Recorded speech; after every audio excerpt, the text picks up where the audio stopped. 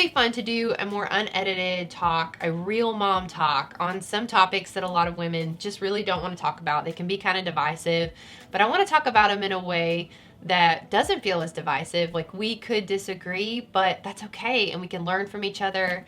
And I think that's what we're missing out on when we don't talk about some of these things. So I'm just going to dive right in. But before I do, I just want to tell you, this is Girl Teach Me, and my name is Lana. I have 5 kids. I homeschool. And what else do you need to know? Just stay. Hit subscribe if you feel like some videos that could be helpful for the motherhood journey are your jam. That's what we're doing here. I just really want this channel to be as helpful for you as possible. That's my whole goal. The first thing that I'm talking about is something I like to call mommy camps. I don't think other people would call them this, but they feel like that to me. And what I mean by that is really just grouping together with like-minded moms. And that's fun, and there's nothing necessarily wrong with it, except for when it feels like we're all gathered here and then we're all gathered here. The really very crunchy mom, she makes like parody videos on this, like a crunchy mom and a silky mom. Hilarious. I love it. So funny. And it's so true. Like, once you are a crunchy mom, and I would probably consider myself more of a crunchy mom, then you can kind of eye roll at the other side and vice versa. And I think why I want to talk about it is because it doesn't just end when it's not just like homeschool, public school. I mean, you even get down into homeschool and there is even smaller camps or niches, however you want to say it. It's like you've got all of the wild and free mamas, and then you've got the classical conversations, and then you have, I guess unschooled, I don't know, all these other groups. Like, it's just very, very divisive. And where I'm going with this is, I think it's just a little prideful to think that there is just one way. And I think I've got caught up in this too, but it's very prideful to think that we know the best way, the only way. And what I'm starting to come around to a little bit in my own life is that there's a lot of really good ways to be a mom. And I'm not just saying that to be like inclusive and unifying, but in a way, what I am finding is that there really, really is a lot of good ways to be a mom. Like, I have some best friends and they send their kids to school, and I don't think they're a bad mom. I think they're trying to make the best decision they can in the wisdom that they have. And I'm trying to make the best decision for my kids in the wisdom that I have. And I just feel like it's dividing us a little bit. I even see it breastfeeding, not breastfeeding, sleep training, co-sleeping. Like, it just, if you're not a mom yet, I just want you to be aware that it can just be divisive. And it really makes my heart sad, because I think that we are better together as moms. And I think it can even work like if you feel like you are intimidated or you feel insecure. I think that's the word I was looking for. If you feel insecure that you don't know as much, sometimes it can make you push people away. And what I think is happening is a lot of loneliness in the woman space. A lot of women, they feel like they don't have it all together, or they're looking at somebody who seems to have it all together, and they're not pursuing a relationship with that person because it's making you feel insecure. Or you might feel judged. You might feel like she's thinking all these things about you, when really she's probably just thinking about what's for dinner. We're all thinking about ourselves and our own needs. And so I think I just wanted to speak to that it might be worth considering that there is a lot of good ways to mom, and say that I think it's okay to hold on to if I could talk. I think it's okay to hold on to our ideals and shoot for our ideals and stay true to what we believe and not be ashamed of what we believe, even if it feels offensive to other people, but still holding space for the fact that maybe we don't have it all figured out, and maybe there's a lot of right ways to mom. And for me personally, I'm a Christian, and so it's really important to me that I keep those the core values, keep the main things. And I think that's how I would finish up this topic, is don't major in the minor things. And major in the major things. So I think the major things are, as long as my kids know I love Jesus, I hope that they love Jesus, I love them, I'm creating a safe and peaceful home. I don't think that it's a major issue. And I think there's like open-handed issues and closed-handed issues. And I think co-sleeping and sleep training and things like that, I co-sleep most of the time, but now my baby's starting to sleep in the pack and play. I'm just saying those are minor things. So major in the major things, not the minor things. Okay, the next thing I want to talk about is a common question I get just like in real life. And this question is this: Lana, what's the easiest family size? I've just been really thinking about that. You know, a lot of people want to know, is the jump harder from 1 to 2? Or 0 to 1, 1 to 2, 2 to 3, 3 to 4? You know, what's the hardest jump? And what I want to say, and I know this doesn't sound super encouraging, but I think it can be if you hold with me, is that it's all hard. It's all hard. They all have their own unique challenges. I think my unique challenge now that I have 5 kids is making enough food and stretching the budget and making enough money, you know, for 5 children. But when I just was going from 0 to 1, it was, what do I do with you? Like, I have no idea what to do with a baby. I don't even know that you have a rhythm that you kind of follow. I don't know how to breastfeed. I didn't know anything. You're learning a whole new job. So I think there's just unique challenges, but I have one pushback I kind of want to have is I think it would be very interesting as women if we stopped waiting for easy and we accepted that hard was just a part of the journey and that hard isn't bad. Because I think sometimes we're trying to find the easiest route, the hacks, the tips, the tricks. And this whole YouTube channel, I talk about hacks, tips, tricks, all the things. But I don't think we're going to sidestep suffering in this life. I think we can just suffer well. And so I just want to say, don't let a certain number of kids, because somebody told you it was hard or shared their bad experience, or just because it perceives to be hard, keep you from stepping into that, if that makes sense.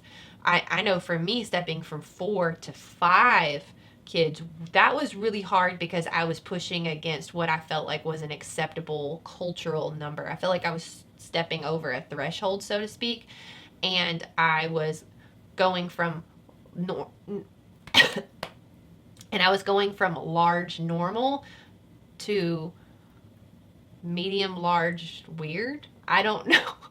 But then like once I have stepped into having 5 kids, it's like, it's really not that much different than 4. And my friend just got pregnant with her 5th, and she was calling me having like this, almost this freak out because she stepped over this like cultural threshold, right? Like, how are they all going to fit in the van? It's like, they still fit. That kills me how many times people are like, you've got to stop having kids because like they won't fit in your car. They won't fit in your car anymore.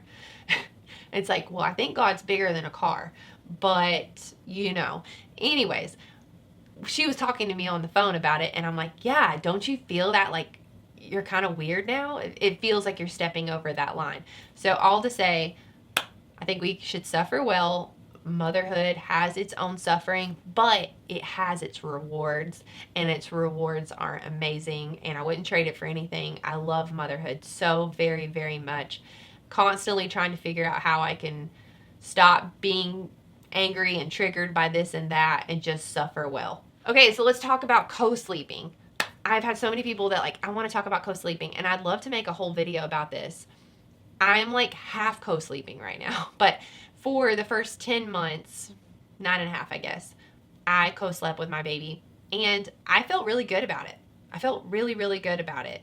And I don't think a lot of people feel really good about it. I think they feel very conflicted about it. And I actually have felt that many, many times in my motherhood journey. I felt very conflicted about it. One, because it feels culturally taboo, and all of the medical associations are telling you that you shouldn't do it.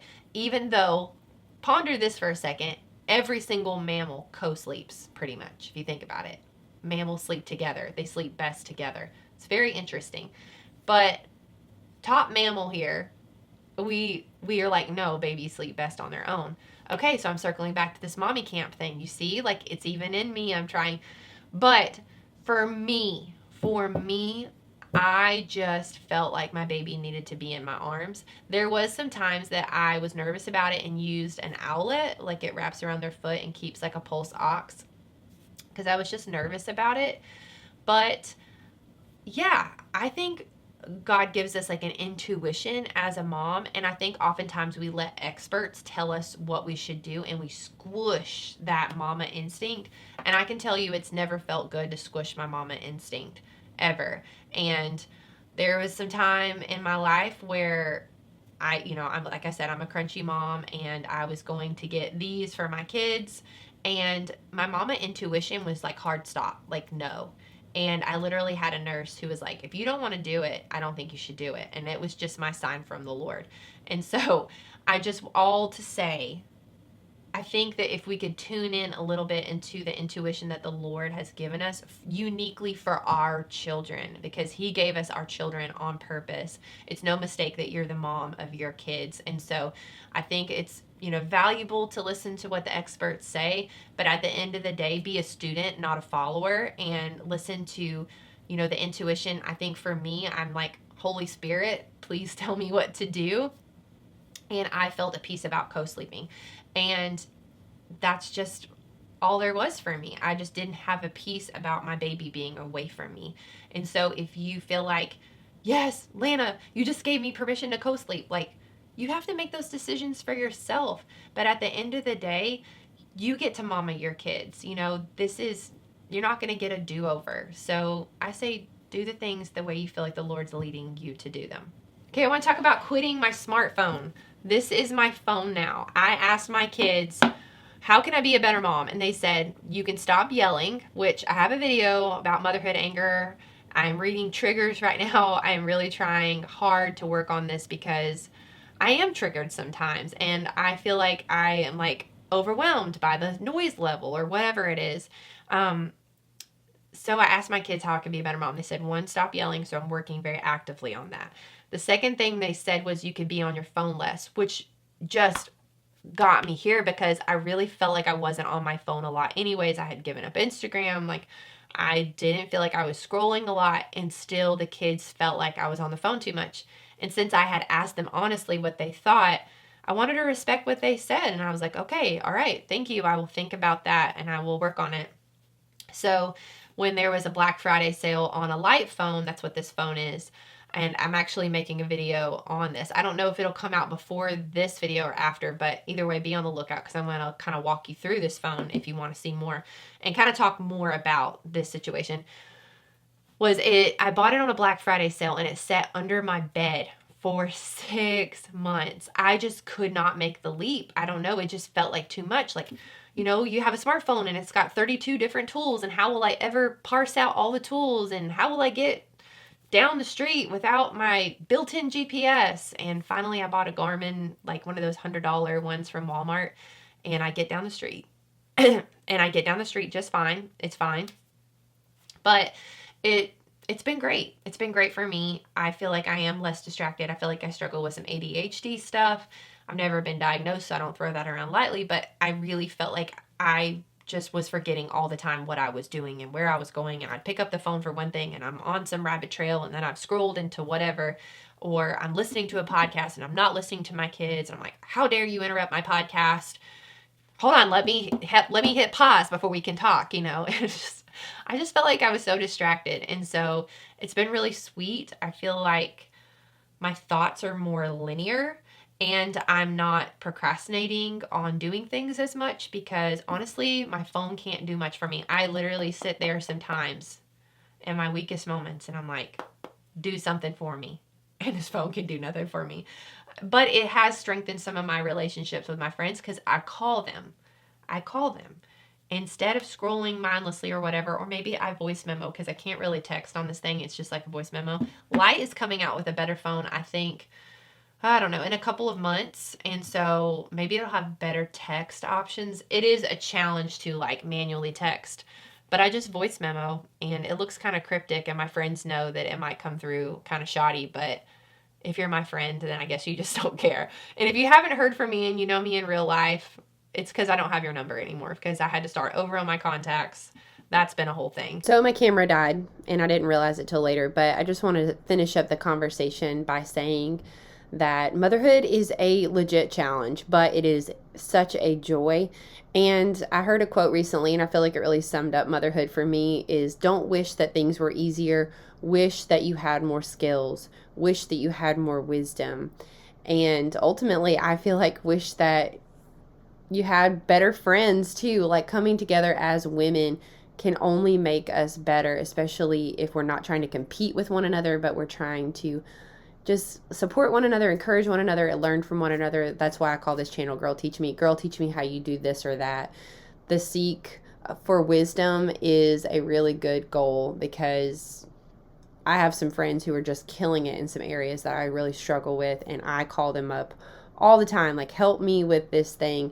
And I hope that the Lord can bring some really sweet friends into your lives, some good mentors into your lives, so that these off-limit topics are not off-limits anymore, that you have some safe places to talk through these things, to wrestle through your fears, to talk about your anger, to talk about your loneliness, and ultimately not be as lonely anymore. So I hope you'll hit subscribe. This whole channel is just to help you on the journey of motherhood, and I'll see you again in the next video.